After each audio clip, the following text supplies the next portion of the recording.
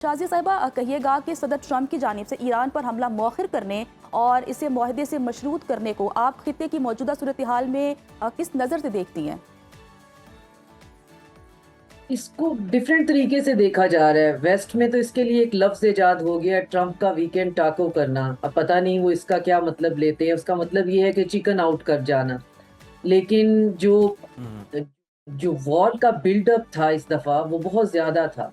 जी। इससे पहले भी ऐसा रहा है कि हमें लगता है 99% के अटैक हो जाएगा, लेकिन इस दफा जो ईरान के अंदर से खबरें थी कि वो अपनी कुछ जगह जो है इवैक्यूएट कर रहे हैं, कुछ हम्म। जगहों पे हुँ, जो मिलिट्री पर्सनल हैं, उनकी फैमिलीज़ हैं, उनको कहीं और शिफ्ट कर रहे हैं, जी। हाईवेज़ और मोटरवेज़ जो हैं, उनको खाली करवा रहे हैं। अपने जो सिविलियन उनका जो ख़ास तौर पे एनर्जी का हुँ, स्ट्रक्चर है, उसको जो है वो सिक्योर कर रहे हैं किसी तरीके से।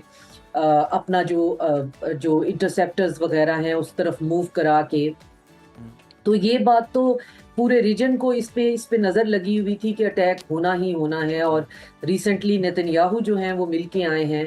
तो ट्रंप ने कहा कि बिल्कुल जनाब, बहुत ही हमने एक हतमी और फैसला कुन जो है हमला ईरान हुँ, पे करना है, ईरान की कमर तोड़ देनी है।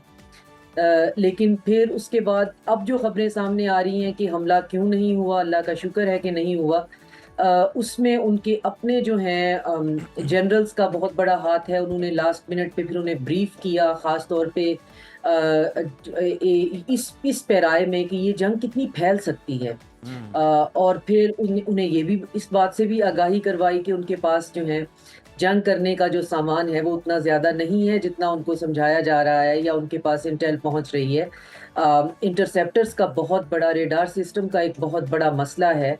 और फिर साथ में खबरें ये भी जुड़ रही हैं कि गल्फ़ के कंट्रीज़ ने बहुत फैसलाकुन अंदाज़ में कहा कि आप जो है ये हमला नहीं करेंगे, क्योंकि ईरान जो है उसने इस हमले के जवाब में कहा था कि उसके बाद फिर जो गल्फ़ है हम्म। उसके अंदर हम इतनी जी। बम्बार्डमेंट करेंगे। वो पहले हम रेसिप्रोकेट करते हैं, आई हुँ, फॉर एन आई है। अगर आप हमारी किसी एक स्ट्रक्चर पे हमला करते हैं, तो उसी स्ट्रक्चर पे गल्फ़ के अंदर हमला होता है, लेकिन इस दफ़ा हम बहुत इंडिस्क्रिमिनेट जो है वो बॉम्बिंग हुँ, करेंगे। जी। तो इसमें गल्फ़ के कंट्रीज़ का भी ये जो है वो पीछे हटना और फिर ये कहना कि जी ट्रंप से कि आप ऐसा ना करें। अब ट्रंप के पास इसमें से वे आउट तो यही है कि वो इसका एक रिटॉरिक बनाएँ और कहें कि जी मुआहदे के लिए आप बैठ जाएँगे, हमने इसको मुआहदे से मशरूत कर दिया है। लेकिन ईरानी कह रहे हैं कि मुआहदा तो ऑलरेडी हम 14 पॉइंट्स आपको दे चुके हुए हैं, हम तो उनको हुँ, भी रिवाइज़ करने की बात कर रहे हैं। जी। तो मुआहदा यही है कि स्ट्रेट ऑफ हॉर्मुज़ हम सँभालेंगे और हुँ, आप इस रीजन से जाइए। हुँ। और बाकी जो है वो देखा जाएगा। न्यूक्लियर की बात हमने करनी है, कब करनी है या नहीं करनी है। तो इस वक़्त तो सूरत-ए-हाल ये है कि हम बाल-बाल बिल्कुल, बचे शाज़िया हैं एक साहिबा आप सही बहुत कह बड़े रही हैं कि अटैक से। न्यूक्लियर डस्ट वाला मामला कहीं पीछे चला गया है और हमने देखा कि सुपरसीड कर गया आपने हुर्मस वाला मामला बहुत ज़्यादा, जिससे पूरी दुनिया इफ़ेक्ट हुई। अगर हम देखें तो डोनाल्ड ट्रंप जो है वो आए रोज़ कहते हैं कि बड़ा हमला जो है वो हम करने के लिए तैयार हैं, बस उसकी तैयारी है। रोज़ इस तरह के बयानात दागे जाते हैं। ईरान ने अगर हम देखें तो अमेरिका से हमले रोकने की दरख्वास्त का दावा मुस्तरद कर दिया। वो कहते हैं हमने तो इस तरह की कोई बात ही नहीं की। तो नैरेटिव वॉर भी जो है वो भी लड़ी जा रही है फ्रंट के ऊपर। तो ऐसे में आपको क्या लगता है कि ईरान जीत रहा है नैरेटिव की वॉर, मगर अमेरिका जो है उसको भी काबिल ज़िक्र नुकसान पहुंच रहा है और वो भी इस तरह की बयानबाजी से है अपनी साख बचाने की कोशिश कर रहा है? नैरेटिव वॉर जो है वो एक बहुत बड़ा जंग का हिस्सा है। हुँ, और मेरा चूँकि सब्जेक्ट भी है तो मैं इसकी बहुत बड़ी एडवोकेट भी हूँ। लेकिन रियलिस्टिक बुनियादों पे नैरेटिव भी जब तक ग्रेन ऑफ ट्रुथ ना हो, उस पे नैरेटिव भी क्रिएट नहीं की जा सकती। नैरेटिव वैक्यूम में हुँ, क्रिएट नहीं होता। इंसानी दिमाग जो है वो एक सर्टेन डिग्री तक मैनिपुलेट हो सकता है। बिल्कुल बेवकूफ़ हमारा दिमाग नहीं। हम बहुत ही एक सुपर मशीन है। हमारा दिमाग बेवकूफ़ नहीं बनता, इतनी जी। तो आसानी से नहीं बनता। हुँ, अब जब ग्रेन ऑफ ट्रुथ भी नहीं है, ज़रा भी सच्चाई का नहीं है, तो उसके इर्द-गिर्द कोई नैरेटिव नहीं बुना जा सकता। हुँ, ईरान जो है वो नैरेटिव की वॉर जीत रहा है या नहीं जीत रहा, वो ईरान को देखकर ये समझ में आ रहा है। ए, उस पे एग्रेशन जो है, उस पे जंग मुसल्लत की गई है और वो अपना दिफा कर रहा है। और बी, इस रीजन के अंदर जो है ट्रंप के एक्शन जो हैं वो बहुत ज़्यादा, बहुत बड़ा मुआशी और इक्तिसादी बहरान लेकर आ गए हैं। तो हुँ, इस चीज़ ने नैरेटिव, ईरान के नैरेटिव को सपोर्ट किया है जो कि ये कह रहा है कि मैं स्टेट ऑफ हुर्मुज का जो है वो इंतज़ाम भी संभालूंगा, सिक्योरिटी भी संभाल लूंगा और आप यहाँ से जाएं। इससे ज़्यादा तो वो कोई और मुतालबा कर ही नहीं रहा, वो जी। कोई टेरिटोरियल क्लेम नहीं कर रहा, वो कोई विक्ट्री की बात नहीं कर रहा। लेकिन इन सब के सब जो पार्टीज़ हैं इस रीजन में, वो इसकी लपेट में ज़रूर आ गई हैं। और गल्फ़ के कंट्रीज़ के बारे में मुझे बहुत सख्त जो है वो तशवीश भी है कि ईरान के एक्शन से उनके लिए ज़िंदगी बहुत मुश्किल हो गई है। जहाँ ईरान के एक्शंस अपने हवाले से जस्टिफाइड हैं, वहाँ पे गल्फ़ की रियलिटी भी जस्टिफाइड है। तो इसमें नैरेटिव की जीत जो है अगर अमेरिका की नहीं हो रही, तो उनके पास एक ज़रा भी सच्चाई का नहीं है। सही। अगर वो आज ये कहें कि हमने इसको किसी मुआहदे से मशरूत कर दिया है, तो मुआहदे से आप मुआहदा 2 लोगों में 3 लोगों में होता है। अकेला बंदा किसी एक कमरे में बैठकर अपने आप से मुआहदा तो नहीं कर लेता। बिल्कुल। तो ईरान के साथ किस मुआहदे की वो बात कर रहे हैं? जब तक कि ईरान खुद ना कहे कि मुआहदा जो है वो हो रहा है या मैं कोई मुआहदा करने वाला हूँ। आपने इतना शदीद मिलिट्री बिल्टअप किया जिसके अंदर 4-5 पॉइंट्स हैं जिन्होंने फिर आपको जो बैक फुट पे जाने के लिए मजबूर किया कि एक तो ये कि ज़ाहिर है बहुत ज़्यादा ह्यूमन कैजुअल्टीज़ जो है वो अमेरिका की बर्दाश्त से बाहर है।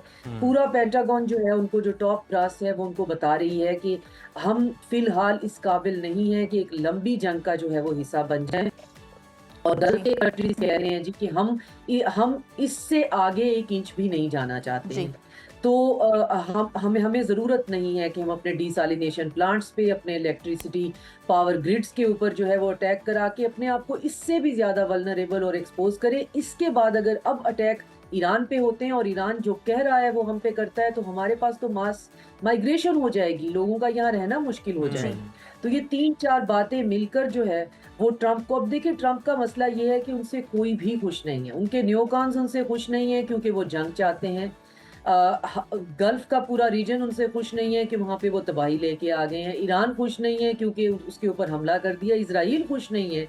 इज़राइली मीडिया चीखें मारता हुआ आपको दिखाई देगा कि आखिर लास्ट मिनट पे ट्रंप ने जो है वो क्यों हमला रोका, जी। जबकि उनके साथ ये तय हो चुका था। तो ट्रंप को हर सूरत ईरान के ऊपर हमला करना चाहिए जब तक कि उनके मीडिया के मुताबिक जब तक कि इज़राइल के ऑब्जेक्टिव अचीव नहीं हो जाते। लेकिन तो और डॉक्टर जो साहिबा एक मेगा पॉइंट है ना, फर्स्ट है वो आप ट्रम्प की साइकोलॉजी को जरा समझाइएगा कि वो क्या सोच के 1 मिनट में बयान देते हैं कि मैं हमला करूंगा, 2 दिन बाद कहते हैं कि नहीं मैं चाहता हूं कि मुआहिदा हो जाए, हम सिफारतकारी को जो है वो मौका देना चाहते हैं। ट्रम्प बेसिकली क्या सोच रहे हैं, उनकी पॉलिसी क्या है, आप ये क्या समझ दावा रही हैं? बहुत मुश्किल है कि ट्रंप की साइकोलॉजी, वो तो खैर किसी भी इंसान की साइकोलॉजी समझना बहुत मुश्किल है। लेकिन जितना भी आपकी अंडरस्टैंडिंग है, क्योंकि इंसान की जो ज़िंदगी जी। है और ख़ास तौर पे जो उसका लिव्ड और पास्ट एक्सपीरियंस होते हैं, उससे आप थोड़ा बहुत अंदाज़ा कर लेते हैं कि ये बंदा क्या रिएक्ट करता रहा है, क्या करता रहा है, अब क्या करेगा। तो अगर हम ट्रंप को देखें तो वो एक प्रॉपर्टी डीलर है। और प्रॉपर्टी डीलर जो है वो एक ही उनकी नफ्सियात होती है कि आपने एक प्रॉपर्टी को जो है वो मार्केट में पहले बहुत उसकी कीमत ज़्यादा रखनी है, फिर उसके जी। बाद उसको जो है बताना है कि कितनी ये इम्पोर्टेंट है, फिर उसके बारे में बयानबाजी करनी है और उसके बाद कीमत को किसी मिडिल ग्राउंड पे लाना है। लेकिन आपने अगली जो पार्टी है उसको इस एज पे रखना है कि तुमने अगर आज नहीं खरीदी तो ये बस हाथ से जाने वाली है, जी। ये मार्केट की टॉप प्रॉपर्टी है, ये हाथ से निकल जाएगी। अब वो इसी माइंडसेट के साथ इंटरनेशनल पॉलिटिक्स कर रहे हैं कि ईरान जो है प्रॉपर्टी उन्होंने खुद बेचनी है, जंग उनको खुद रोकनी है और ईरान से कहते हैं कि अगर तुमने आज शाम तक नहीं रोकी तो कल तक जो है बस तुम पे हमला हो जाना है, क्योंकि मुझ पे हमला जो है वो करवाने वाले और हमला जो है वो तुम पे होना ही होना है। तो ये प्रेशर उस पे बिल्ड करते हैं। अब आगे उनके पास एक ऐसी सिविलाइजेशन है जिनकी डॉक्यूमेंटेड हिस्ट्री तो कम से कम आप देखें 3000 साल की है, जो कि डिप्लोमेसी करते रहे हैं।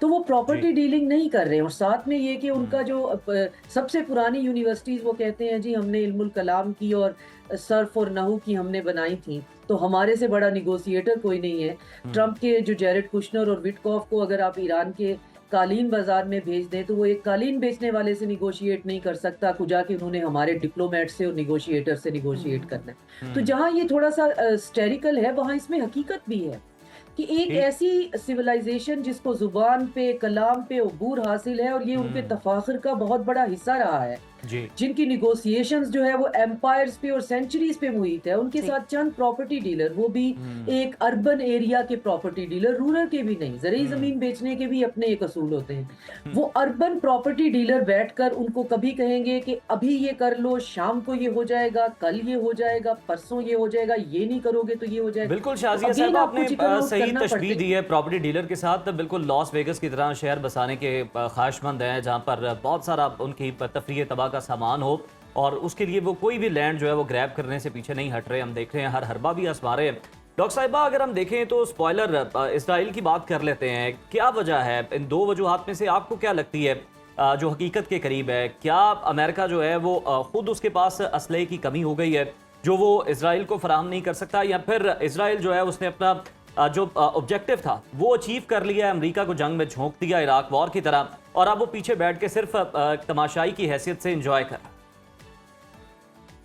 यकीनन उसने जंग में झोंक दिया है, इसमें तो कोई दो राय नहीं है। और अब अमेरिका के लिए यहाँ से निकलना और फिर एक एम्पायर टाइप की चीज के लिए विक्ट्री के बगैर निकलना उनके लिए बहुत डैमेजिंग है। और अगर स्टेट ऑफ हॉर्मुज वो नहीं खुलवा पाते हैं तो ये फिर अमेरिका के ताबूत में आखिरी कील होगा, इसमें तो कोई शक नहीं है। लेकिन अभी इसराइल जो है वो इस जंग के अंदर कूद इसलिए नहीं रहा है कि ईरान के डायरेक्ट हमलों से बचने के लिए, क्योंकि जितने भी इंटरसेप्टर्स और जितने भी ये इनके थर्ड और जितने भी इनके रेडार सिस्टम हैं, ये कहीं ना कहीं से उठा उठा के इवन जो है वो यहाँ पे ला रहे हैं। और गल्फ के कंट्रीज को तो इन्होंने क्या ही बचाना है, इसराइल को बचाने की कोशिश कर रहे हैं। और ईरान इसराइल पे इसलिए हमले नहीं कर रहा है कि full fledge all in war के ऑप्टिक्स देने की क्या ज़रूरत है। अभी अगर मैं ताबड़तोड़ इसराइल के ऊपर हमले कर दूं, जो कि मेरा ख्याल है टेक्निकली उनको गल्फ के अलावा इसराइल पे कर देने चाहिए, उससे अमेरिका को भी ज़्यादा फ़र्क पड़ेगा, उससे इनकी बात भी ज़्यादा जल्दी मानी जाएगी। लेकिन उनकी अपनी कोई मसलियत है, वो इसराइल पे अटैक नहीं कर रहे हैं। तो इसराइल के ऑब्जेक्टिव अचीव नहीं हुए हैं। इसराइल के ऑब्जेक्टिव है कि ईरान का जो थ्रेट है उनके लिए, उनकी एग्जिस्टेंस के लिए, उसको हमेशा के लिए न्यूट्रलाइज कर दिया जाए। वो तो नहीं हुआ, बल्कि वो थ्रेट तो ज्यादा मजबूत लेकिन डॉक्टर हो साहबा, गया इस हद तक तो हाँ, हुआ है कि अमेरिका बिल्कुल इस हम कैंप नहीं के करेंगे, हम ना नुकसान उठाएंगे ना हमले करेंगे, अमेरिका जाने और अमेरिका का काम जाने ईरान के साथ। बिल्कुल। और इस पे ईरान को ये जरूर करना चाहिए कि फिर वो क्यों इसराइल को बीच में से जो है वो ग्रीन चिट दे रहा है, जब गल्फ के कंट्री हमारे मुसलमान ममालिक हैं, बात भी कर रहे हैं, कह भी रहे हैं कि हम जितनी मैक्सिमम कोशिश कर सकते हैं, हम अपनी जो है वो एयर स्पेसेस, हम अपनी बेसिस इस्तेमाल नहीं होने दे रहे। बहरहाल बेसिस वहाँ पे मौजूद हैं, मुआहदों के तहत मौजूद हैं, रातों रात उठ भी नहीं सकती हैं। तो इसराइल पे हमले करने चाहिए ईरान को।